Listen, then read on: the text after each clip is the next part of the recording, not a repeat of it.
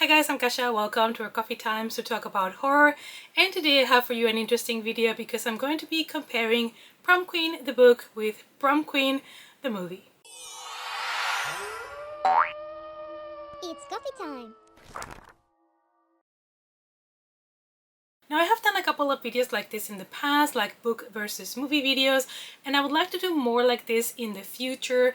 I wanted to upload this one also earlier, but I just didn't have the time. You guys probably know, if you've been following me every week, that I am doing renovations in the house and it's been a very stressful and busy time. But I'm here today to let you know what I thought about the book and the movie.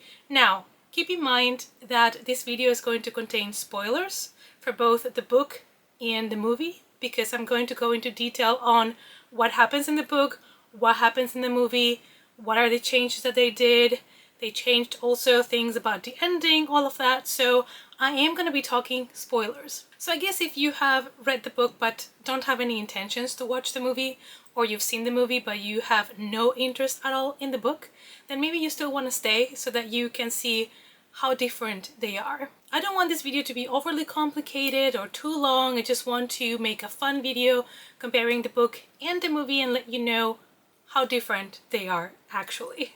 If you have not seen the movie, you have not read the book, but you're still interested, I would encourage you to go do that first and then come to this video because, like I said, again, there's going to be spoilers, including the ending. Let's start by talking about the definition of Prom Queen. So Prom Queen is the girl that is chosen to be the queen at the prom in high school, and it is normally somebody that has been voted by the other students. So the other students decide who is going to be the prom queen. Normally the high school will have a couple of candidates for prom queen and you can choose between them, and then there will be like a coronation ceremony at prom, you know, that night to announce who is going to be the queen this year. The Prom Queen is the 15th book published in the Fear Street series, and it was published all the way back to 1992, and obviously it was written by A.L. Stein. We are obviously in Shadyside High and prom is just around the corner, and a couple of girls have been chosen as candidates to be the prom queen. But of course, this book is not just about, you know, high school and prom and having fun and young love. It's also about murder. Somebody seems to be targeting the candidates for prom queen, and they're starting to die and disappear one by one. That is basically the plot of the book. And when I went into it, I was expecting this to be actually a lot more cheesy and to have a lot more toxic relationships than what I found.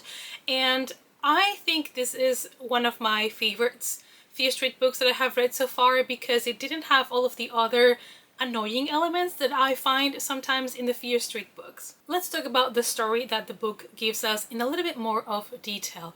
In the book, you follow a girl called Lizzie, and Lizzie is over the moon because she is a high school junior but has just been nominated as one of the candidates to become prom queen this year, alongside some of her good friends at the high school. So she's really excited and she wants to get ready for, you know, prom night. All the girls have their own reasons to want to win and to become the new prom queen. Rachel is an interesting one because Rachel is the only one from the friends group that struggles a little bit more financially. Her family is a little bit more poor. She's the only one in the group that has a job after school, and she wants to be prom queen because if you win there is a cash prize, and she wants to use that money to get out of the town, you know, and follow her dreams and her career. Then we have Simone, Dawn, and Alana, and of course Lizzie. Those are the other four girls that are also nominated, and of course they want to win for different reasons.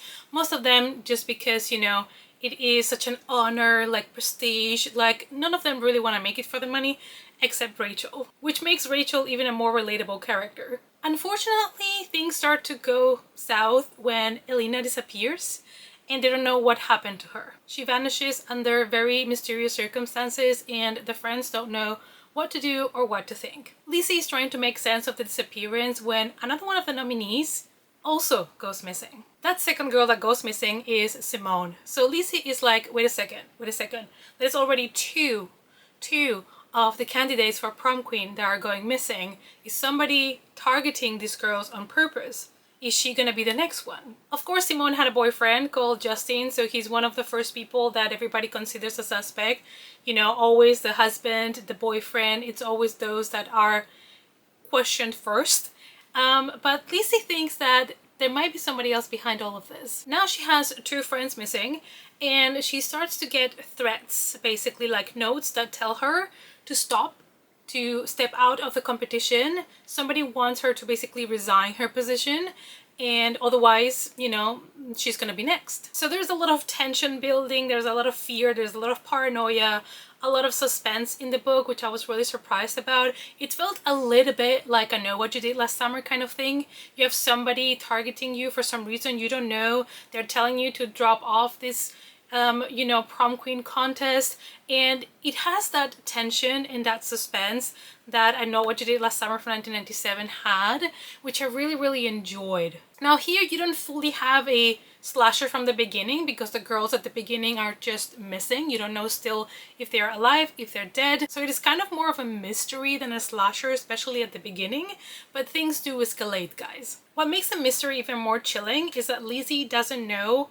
why these girls disappeared, what happened to them, and who's sending her these letters, these notes. So there's nobody she can really trust, and that makes the whole experience even more terrifying. Obviously, Lizzie starts investigating not just because she wants to know what happened to her friends, but also because she's trying to protect herself. And again, all of this setting, all of this build-up, all of these things are going on in Lizzie's life and at high school, make this story so tense and full of suspense, and you know, you have suspects and you're trying to figure things out, and this is something that the movie completely lacked, but we will talk about that later. Now we have a couple of remaining girls that are still in the town, still in high school, still not missing. So Dawn is one of them, and Dawn gets attacked at a cinema, but nothing really like dangerous happens to her. It's nothing major, she's fine, she goes home. And then another night you have Lizzie driving to her friend's house. She's driving to Rachel's house. She hits something on the road. She doesn't know what it is. Let's go back here to I Know What You Did Last Summer feelings. And she gets to Rachel's house. The room of the girl seems like there has been a struggle in the room and Rachel is missing. So all of these events, they take place at different locations and driving at night, and makes everything so much more dark, so much more dynamic. You know, there's always things going on, the pacing is fast, and these are all things that the movie completely missed because, as I'm gonna explain later, the majority of the film takes place only during prom.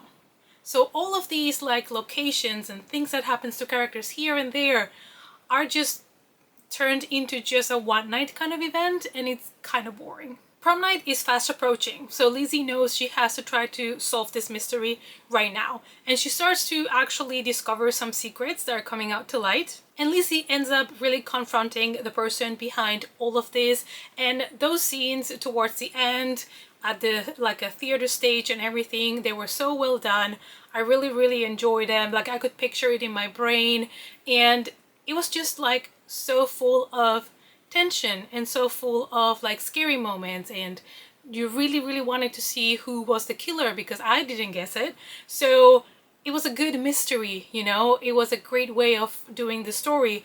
And then you get the big reveal even before prom night. We learned that Simone had staged her disappearance because she wanted vengeance on all of these girls, because at some point they had all dated Justin, or Justin wanted to ask them out. So it's basically just a revenge for love, not even for the title of prom queen, but Simone was just pissed off at her boyfriend, and she ended up basically targeting the girls instead of targeting the boyfriend, who was the bad guy here.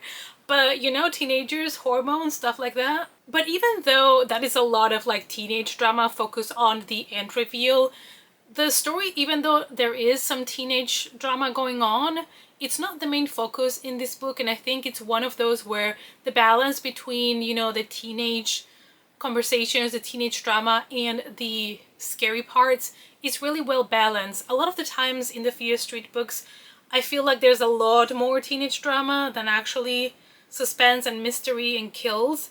But in this case, I think it was really well balanced, and I think that's also one of the reasons why I really enjoy this book in particular. Also in the book, you have a constant feeling of danger. You know somebody is targeting these girls, you don't know who it is, you don't know who's gonna be next. So there is this sense of dread the whole book from the very beginning, and it's really well kept because there's such a good pacing in this book. There's so many things going on in different locations, and that's what made this book like so fun to read. It's one of those books that's going to have you hooked from beginning to end, and even though you do have some of the stereotypical characters in this book, you know, from this typical like high school stories, I think that the way that he wrote these characters in particular, they're so well fleshed out that it was better than some of his other books. Especially our main character, Lizzie, she was just such a relatable character because she was just determined, she was resourceful, she was just navigating the dangers of being a teenager, and as well at the same time she was navigating, you know, trying to catch a killer. So it was a lot for her to juggle. There were several twists and turns to the story. The climax was well paced and it was kept with tension and suspense. I really did enjoy the reveal because I had no clue who was the killer, so it did surprise me. This book really mixes well the ordinary, like the teenage girls that are being mean to each other, you know, the drama of being a girl in high school, with the more gruesome parts of the story. I ended up giving this book 3.5 out of 5 because I think even though the formula is something that we have seen done before, it was really well executed and it took me back to those 90s kind of slashers, like mystery thrillers, kind of like I Know What You Did Last Summer and all of that. So I had a good time. And now you guys, it's time to talk about the movie. I had my concerns going into this movie, basically because they had changed the director from the previous first 3 trilogy movies of the Fear Street books, but I went into it with an open mind. So let's talk about the movie. The movie came out in the month of May. It is available on Netflix, and the director this time around is Matt Palmer. First of all, the biggest change is that they decided to set the movie not in the 90s, but in the 80s, in 1988. I don't understand this choice because the 90s were so much more vibrant, full of color. I don't know, like, I think the setting would have been so much more fun if it would have been the 90s as the book was. So I also don't understand why the need for the change. Sometimes I wonder if directors think, oh, the 80s seem to be more popular at the moment, so let's just put it in the 80s and, you know, screw the original material. Instead of looking for ways to make this a great 90s movie. The plot is fairly similar, but they did change a lot of things. We do follow a masked killer that is targeting the girls that have been nominated for prom queen this year at Shadyside High. However, the majority of the kills, the majority of the film takes place at prom night. So, like, the problem is that with that, you don't have as much tension, as much suspense, and the movie tends to drag because, like, nearly the whole movie is just prom night. I understand that prom night is like a huge big event, and in the book is like just 2 pages and the final chapter and that's it, that's the prom that you get. And this movie is like all prom, so I understand, oh, prom is such a big event, let's put it in prom night and make it like a huge massacre at prom. But the movie dragged, so, you know, sometimes you take a risk and you fail. Now, this is an adaptation of a book, and I understand that sometimes you have to change things, or that as a director or the person that writes the script gets like inspired by the original material and want to change things, and, you know, I understand all of that. However, let's talk about it. I think by changing all the things that they changed, they removed a lot of fun from the story, a lot of the tension, a lot of the scary bits, and at the end it just turned out like another soulless typical slasher that we've seen 1,000 times before, and like it was really detrimental to the movie. Let's talk about the story that the movie gives us, right? So the first scene in the movie, you hear a voiceover of a girl talking about how she killed people, and you already know it's one of the nominated prom queens. You already know it's a girl. Like, it's already giving you something away before the movie even starts, so you kind of already assume who's gonna be the killer. I don't know if I already knew immediately because I have read the book, obviously, but I think it was quite clear that it was a girl, that it was a young girl, and that it was most likely one of the nominated girls for prom queen. I guess they did that to elevate expectations, like, you know, here's a little bit of what's to come. And sometimes doing that in movies, like doing a little bit of a reveal in the beginning and then go back in time to tell the whole story, sometimes it pays off. Other times, not so much. In the book, we have 5 girls that are nominated for prom queen. In the movie, we have 6. They changed their names, they changed their personalities. And was this needed? No. It was not needed, absolutely not. So right off the bat, again, they do like an introduction, like a typical high school introduction of who's who and who's popular and who's not. And did I need that? Not really. Do you have to change all the girls? Not needed. We have Tiffany, who is the popular girl at school, and she has also her girl squad. Her girl squad is Linda, Debbie, and Melissa. Then you have Christy, who is a rebel and a weed dealer, and our main character in this movie is Lori.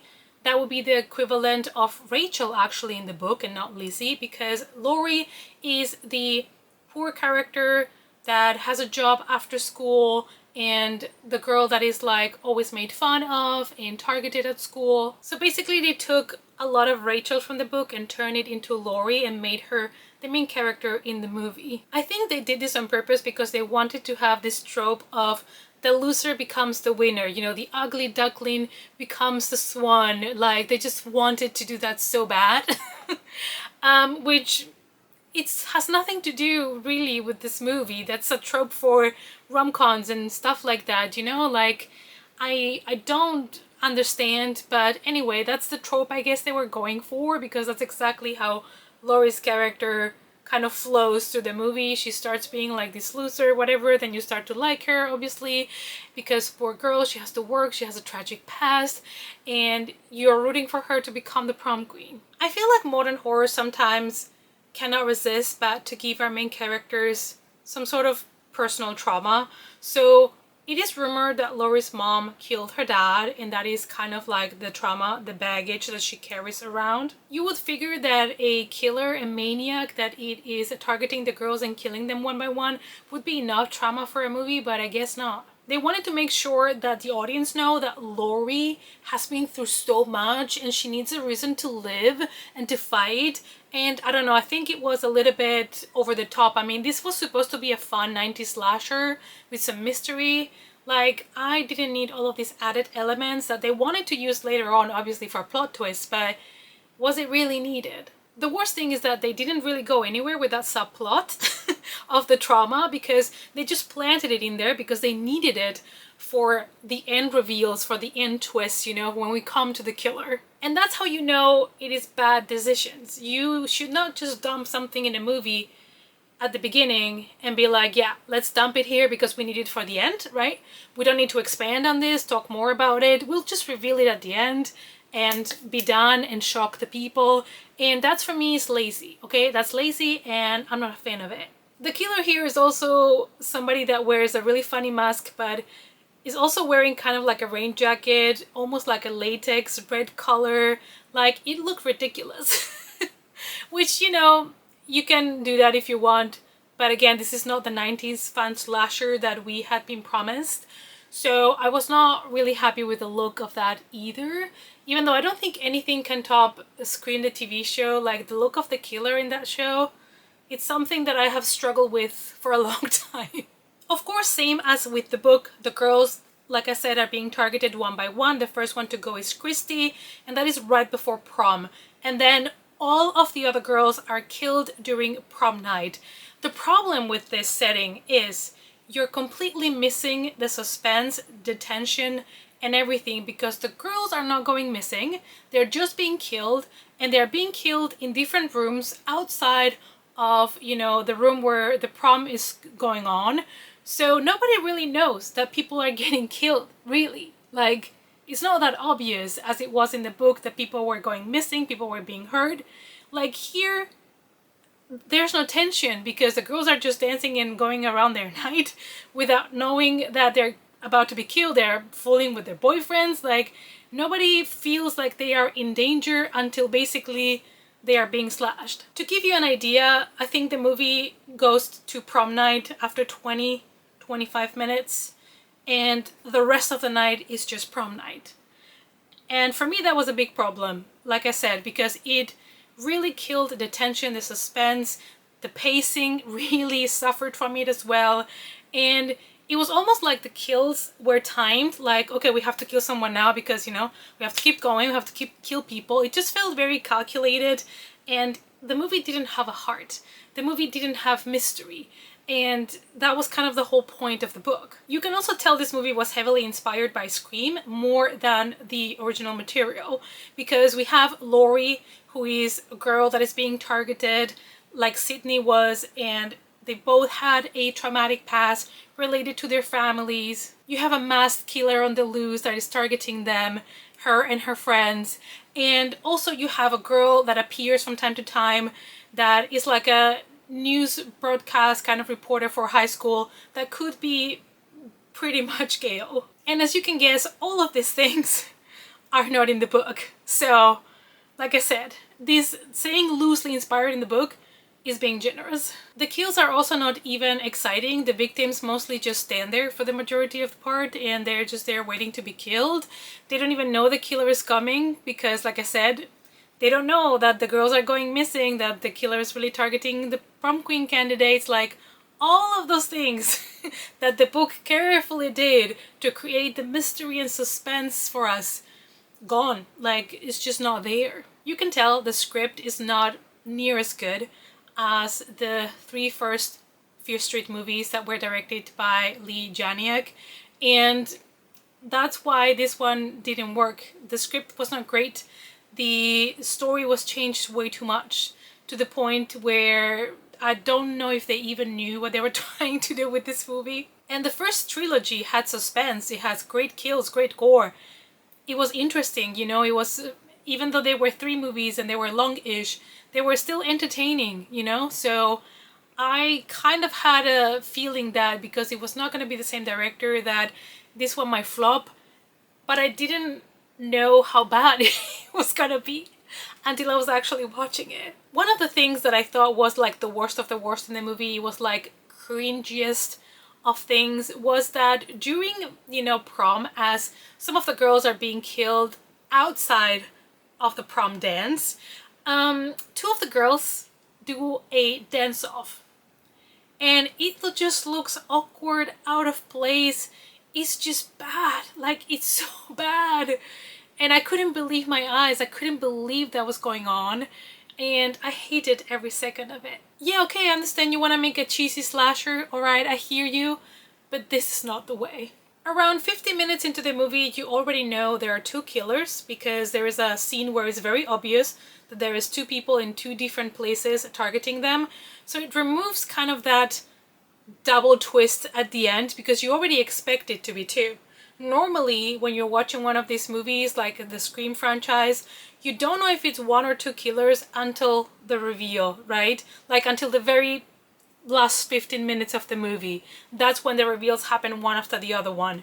And in this movie, they made it so clear for you to know that they were 2, that I was like, oh, okay, now I already know that there's 2, so let's get to it, let's get it cracking. If you have 2 killers, it is great to wait until the very end to reveal them, because maybe you suspected one, but not the other, you know? So that's why, again, they could have maybe not done that. Was it needed to show that they were 2 that early? Not sure. When the 2 killers are revealed, I felt it was very obvious. Not gonna lie. Not gonna lie. So the first killer that is revealed is Tiffany's dad. And he was killing the other prom queen candidates because he wanted his little darling, his daughter, to win. So here you have an adult killing them instead of a teenager. So you are like, okay. And at this point, it was so obvious that another killer was going to be Nancy, which is Tiffany's mom. That's the one that I suspected from the beginning. So I was correct in that one. And you're like, yay, a family of killers, fun. Let's wrap it up because I'm done with this movie. And they were like, you know what? Since we have a family of killers, let's make Tiffany a killer as well. Why not? Let's put 3 in the mix. And they also revealed very quickly, oh, Nancy, you know, Tiffany's mom, she's the one that killed Laura's dad. Why? Jealousy, you know?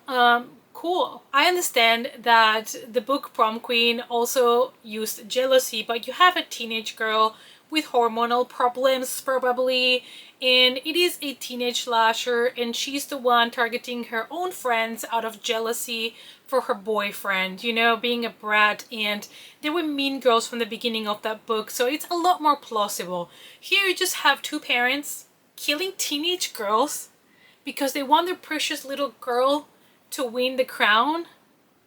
And I don't know if I bought all of the reveal things. Like, it was just like, I'm done. Let's get out of here. Like I said, the movie just changed too many things, and it's not just about who the killer is or anything like that. Like, if you want to change the killer, fine by me. It's the whole movie was a disaster. The pacing was off. The kills just felt stupid, and there was no tension, there was no mystery. They tried to do some humor here and there, like the dance-off, that was absolutely awkward, ridiculous. Like, this movie just doesn't have redeemable qualities at this point. You know what I mean? So, would I recommend this movie? Not really. No. I gave it a 2 out of 5, and I don't want any more Fear Street movies by the same director. Nothing against this man, okay? But I want Lee Janik to come back. Please, ma'am, come back. We need you. I was hoping she was gonna do more because I do like the first 3 from Fear Street that they released on Netflix. I do really enjoy those movies and I would rewatch them anytime. This one, I'm just gonna pretend it's not there, okay? I'm just gonna pretend it never existed. So you guys, that was my review of the book, review of the movie, things that were changed, things that I didn't enjoy in the movie, basically, because I did enjoy the book. So I hope that you still had fun with this video, even though it was more of a just chit-chat video about the book and the movie. Hopefully if you have, you know, read and watched the movie, you enjoyed the video and hearing my thoughts on it. Let me know down below what you thought of it. Doesn't matter if you just only read the book or if you just watched the movie. Let me know down below if you have, you know, listened to my thoughts. What are yours? Because I would really like to know. Because there's probably people out there that really enjoy the movie. Maybe people that haven't read the book. So I'll be curious to know. So I'm sorry if you felt like I was debauchering that movie, that I was being too harsh on it. These are just my raw, honest feelings on the movie. And yeah, if you enjoyed it, you know, you do you, boo. Like, we have so different tastes, but for me this movie was really a flop, and I just wanted to comment on it. I feel like lately I'm just ranting about movies because I Know What You Did Last Summer, 2025, disaster. Prom Queen, disaster, which were 2 movies that I was really looking forward for different reasons, obviously. But yeah, we're not going to a good second half of the year when it comes to slashers, let me tell you that. If you listened to my whole rambling, thank you so much. I really appreciate you. Thank you guys as always for all your support, and I hope to see you all in my next coffee time. Bye!